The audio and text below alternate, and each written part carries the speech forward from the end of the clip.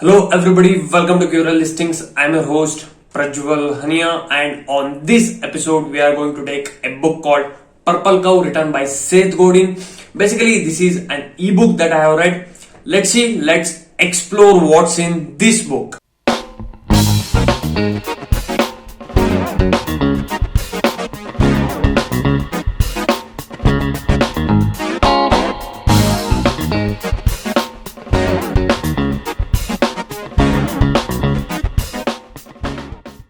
It's one of the best marketing books that I have ever read. There is no repetition of the same stuff. If you're taking a marketing book, that means there will be a lot of repetition of the same content again and again throughout the book.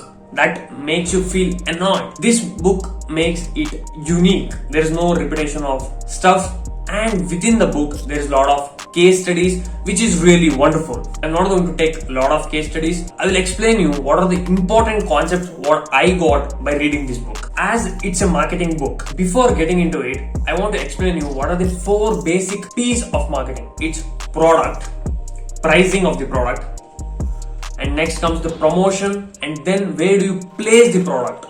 In vague terms, it's product, price, placement and promotion. These are the 4 basic P's. Now today there are more than 5, 6, 7, 8 P's like packaging, publicity, etc. There are so many P's like that. The author adds another P called as purple cow. What is this purple cow? The essence of the purple cow is nothing but it must be remarkable. It's not just the product is common, the product must be remarkable. Purple cow is very rare to find. You can find brown cows everywhere, but purple cow is very rare. Here the author uses that as a metaphor. It's not actually the purple cow, it's the metaphor that he uses how the product should be. This is exactly applicable today. There's a lot of competition for each and every field where you go, each and every product what you want to manufacture. Anything which is found everywhere will eventually become boring. The author says this book is about the why, the what and the how of remarkable. Today something which is boring is almost invisible in the market and nobody wants it. If you have a remarkable product, then you must even have a remarkable marketing. Marketing in the sense, it's like a bridge between the product and the customer. And if you have something and you know where your customer is and you want to share that you have such a kind of thing which could solve your problem, how you do that? That's basically marketing in vague terms. There may be a lot of other definitions. This is the definition what I give. What's remarkable marketing? It's the art of building the things that will be worth noticing your product or service. It's clearly mentioned that if you have a boring product, it's not going to sell in the market. If it is not going to sell, obviously the company is not going to sustain. What does the marketing department do? Back then, marketing department would take the finished or nearly finished products and would invest a lot of money to communicate to the targeted audience. He says that this doesn't work anymore. It is completely outdated. Before advertising, there was word of mouth. I'm telling this before the advent of television and radio. There was nothing other than word of mouth, which people communicated with each other, which things actually solved their problem, and they eventually purchased the product by themselves. It was their own decision and it was not the manipulation of any advertising or anything. But during advertising, after the advent of television and radio, if you advertise at a large scale, the sales would eventually go up. And of course, a lot of companies made profit through it. But after advertising, we are again coming back to where we started. It is the word of mouth. This shows that the word of mouth definitely have more value than what we can assume. Let's see the Moore's idea diffusion curve. When a product hits the market, how it eventually moves from one end to another. This curve shows that it may be when the innovator innovates the product and when it is in the market, it eventually goes to early adopters. Early adopters are the one who adds more value to it. They are super important, and then the product moves to early and late majority if the product survives, if it's very good. Then comes the laggards. The laggards, they are the very late adopters. When another innovative thing which hits the market, they will be adapting to the old one. They're super slow. You can see the graph and you can make a note of it if you're in the marketing department. The author says sad truth about marketing. Here are those things. When you advertise a product, maybe to the consumer or corporation, it may be of a B2B business or B2C, they don't buy the product for the following reasons. One, either they don't have the budget to buy the thing what you are providing. They may not have the time. They just don't want it. They simply don't want it. These may be the three major reasons why people don't buy the things, don't buy the product what you are providing. Today people are getting harder to reach by permission media. It's not that you have their email ID or you have their phone number. That means it's not they are giving the permission to call them or you mail them. Most of the time, they don't want to hear from you unless they definitely have some kind of problem which your product is worth solving it. Else people don't want to hear from you. Especially in India, what I noticed is most of us don't use email ID unless you need something to log in. Only then we use email ID. We don't use most of the time. The author here says marketing a product no more works. The old system was you buy the ads, get more distribution of products. When you get more distribution, obviously the sales would go up. If the sales would go up, you made the profit. The company made the profit.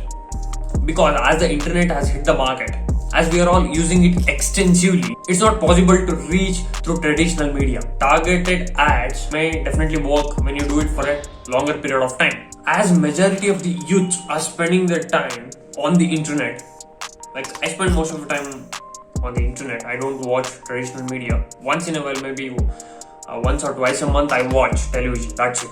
If you are advertising on television, you can't reach me. There are millions of people who are like me, whom you can't reach. Through internet, you are going to reach them eventually, but it's actually divided.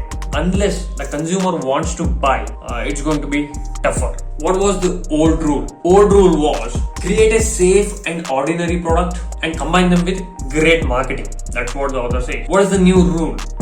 He says that create a remarkable product and so that the right people will seek out. It's not you want millions of people to buy your thing. It may be just 1,000 people who consistently buy your thing. I don't know how the author has written this in 2002. It's majorly applicable to us today. In 2021 here in India, I'm noticing all these changes, what it's happening slowly. It's not that we have changed it completely. Traditional media, no more work. It's not like that. It works here in India. Some TV shows really will work. Maybe a Big Boss, which may be called in different names in different country. Here, it has major number of audiences. When you give advertisement in that, it's going to hit people. What we do on YouTube and on Instagram, maybe whenever a new movie will hit the market, they mix their advertisement inside the content. And obviously people are going to notice it. That's what the new rule is. Create a remarkable product and seek out the right people. What's a brand? A brand is nothing but it's an idea. To spread the idea, you need sneezers of the idea virus. These are the people who tell other people about a new brand. These may be early adopters. When they adapt to a new brand, they are going to tell maybe 10 people, maybe 20 people about that one and how did that solve their problem. This will definitely increase the sale of your product, maybe not only the sale, the use in the market exponentially. When you notice all these things, when it's hard to reach people through permission media, when it's hard to reach the consumers, then you feel that the purple cow is far better than everything. It's definitely not a cheap shortcut that you will get the audience instantly. Eventually the audience, you may get the audience and they will definitely be consistent. It's going to be the best strategy for the growth. As I mentioned before, the targeted ads do work, but it is not as it used to be and it's not cost effective. You need to spend a lot of amount in order to get the conversion, and the conversion rate is damn low today. They surely can attract attention and generate sales and can bring you a lot of leads. When when you do it for a large scale and for a longer period of time, then you may get it. But it's definitely not cost effective. When does mass media stops working? The mass media will stop working when people start to ignore it. When people start to ignore it, then there is no point in. They will lose their revenue. They will lose their ad revenue. And what will be the source? It is very, very, very difficult to find the source to maintain the sustainability in traditional media. That's going to be tougher. Are we going to see it in the near future? I don't know. It depends on how the consumer behaves.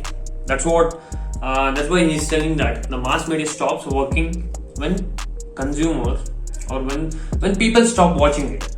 There is one major problem in traditional media. There is no point of measuring it. You can't measure the conversion rate when you advertise on television because people can't click it.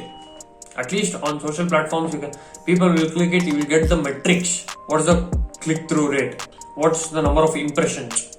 What's the conversion rate? Eventually calculate CAC. What is customer acquisition cost? That's all possible on social platforms. The advertisements on social platforms will definitely be for longer time until people will stop ignoring it. If once people will ignore, then it stops working too. If you are a person who has created a remarkable thing, a remarkable product, then you definitely have an upside. You definitely have an upside when you get it right. Once you got the people who gave you permission to speak, then it's very easy to sell. The conversion rate is high and the sales will definitely go up. But what if people didn't give you the permission to speak? You can't make a conversion.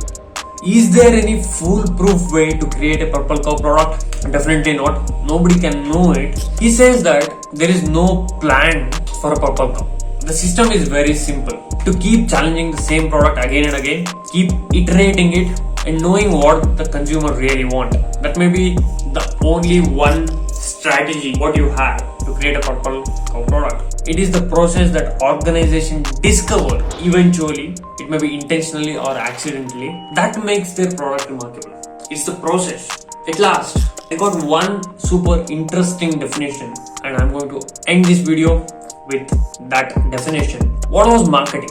Marketing was about communicating the values of product after it had been developed and manufactured. It was back then. But today, he says that the marketing is act of inventing the product. It is the effort of designing it and the craft of producing and pricing it. It all involves the marketing department. This was one interesting factor and this book caught me. That's why we are bringing it in the show, and hope you got something out of this episode, especially if you are in the marketing field. This will definitely help you. So that's it for this episode. If you haven't subscribed, make sure that you subscribe and do share this content with your friends and family. Let me meet you in the next episode with another book. Until then, keep reading, keep exploring. Bye-bye.